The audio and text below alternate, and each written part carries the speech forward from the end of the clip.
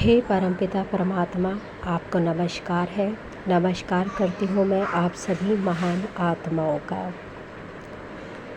आज हम एआई के ऐसे युग में प्रवेश कर चुके हैं जहाँ पर हम ना चाहते हुए भी एआई के इतने इक्विपमेंट अपने जीवन में यूज़ कर रहे हैं। बहुत अच्छी बात है, लेकिन आपको नहीं लगता कि ऐसा करने से आपकी कार्य क्षमता धीरे धीरे कम होती जा रही है? एक वक्त था जब आपका शरीर ज़्यादा हष्ट-पुष्ट था, आज एआई ज़्यादा हष्ट-पुष्ट है। हमें लगता है कि हमें एआई का इस्तेमाल तो करना चाहिए, लेकिन उस पर डिपेंड नहीं होना चाहिए, इंडिपेंडेंट होकर करना चाहिए। अपने शरीर को स्वस्थ रखने की पूरी कोशिश करनी चाहिए जितनी हम कर सकते हैं। हमेशा अपने दिमाग की कैलकुलेशन को बढ़ाना चाहिए, सोचने समझने की क्षमता को बढ़ाना चाहिए। एक वक्त था जब आप किसी भी चीज़ की वाइब्रेशन को पहचान सकते थे, पर आज नहीं पहचान सकते।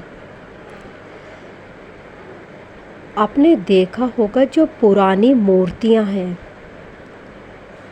जो आज भी अजंता एलोरा की गुफाओं में भगवान शिव के चित्र मिलते हैं, उनमें एक अलग ही वाइब्रेशन है। लेकिन उसके बाद जो बनी उनकी वाइब्रेशंस थोड़ी सी कम है, और आज जो एआई की पिक्चर्स यूज़ की जा रही हैं उनकी वाइब्रेशंस उनसे भी ज़्यादा कम है। यानी उन्हें बनाने में आपने ज़्यादा मेहनत नहीं की। जब हम किसी भी चीज़ से जुड़कर उसकी प्रतिलिपि, उसकी प्रतिमा बनाते हैं तो उसकी वाइब्रेशंस अलग होती हैं। ऐसा इसलिए है क्योंकि जिन ऋषि मुनियों ने उन भगवान के दर्शन किए थे, उनके अंदर वो एनर्जी थी। इसलिए जब उन्होंने वो प्रतिमा बनाई या बनवाई तो उनका एक डिस्क्रिप्शन दिया था। और जब हम किसी भी चीज़ को विजुअलाइज करते हैं, केवल सुनते नहीं बल्कि अपने सारी ज्ञानेंद्रियों और कर्मेंद्रियों के साथ उसका एक्सपीरियंस करते हैं, तो हमारी वाइब्रेशंस अलग हो जाती हैं। और जब हम उसके बारे में बोलते हैं जो हमने एक्सपीरियंस लिया है, तो वो विजुअल जो हमने देखा था ध्यान में, उसकी वाइब्रेशंस आपके डिस्क्रिप्शन में जुड़ जाती हैं। लेकिन सपोज़ करिए आपने वो एक्सपीरियंस नहीं लिया, आपने केवल वो पढ़ा है, तो जब आप वो बताएंगे उसकी वाइब्रेशंस कम होगी। अब आपने वो पढ़ा भी नहीं, केवल कॉपी पेस्ट किया, एक एआई की वीडियो बनाई और अपलोड कर दी, तो उसकी वाइब्रेशंस 0 के बराबर हो जाएंगी।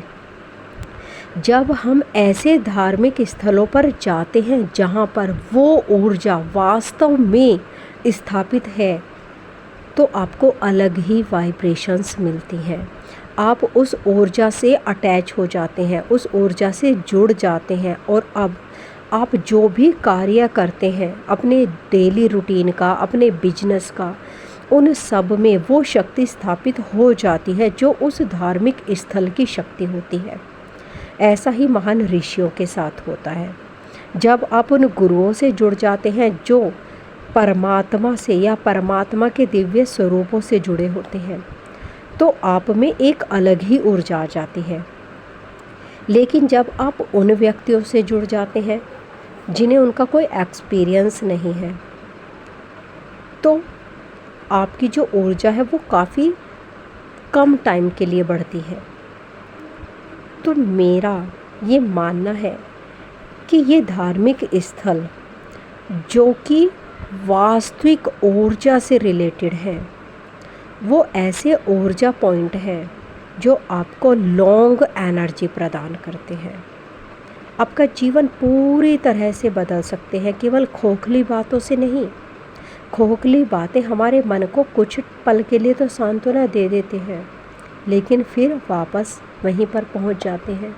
लेकिन जहां पर वास्तविक एनर्जी पॉइंट है वो कमाल के हैं।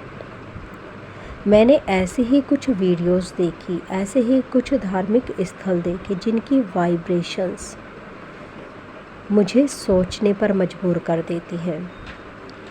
मैं आपके साथ उन धार्मिक स्थल की फ़ोटो ज़रूर अपलोड करूँगी। उनमें से एक है कोल्हापुर का महालक्ष्मी मंदिर, जिसकी वाइब्रेशंस इतनी कमाल की है कि उसे शब्दों में नहीं बताया जा सकता। मैं उस जगह पर कहीं कभी गई नहीं हूँ, केवल देखा है। केवल महालक्ष्मी जी की वो प्रतिमा, जिसे देखते ही एनर्जी का एक अलग ही प्रवाह मैंने महसूस किया है, और उसी की पिक्चर मैं आपके साथ शेयर कर रही हूँ। मैं आपसे ये नहीं कह रही कि आप इनकी आरती कीजिए, आप उपवास कीजिए। मैं आपसे केवल ये कह रही हूँ कि आप इस प्रतिमा को केवल 2 मिनट देखिए निर्विचार होकर। आप खुद ही इसकी एनर्जी से जुड़ जाएंगे।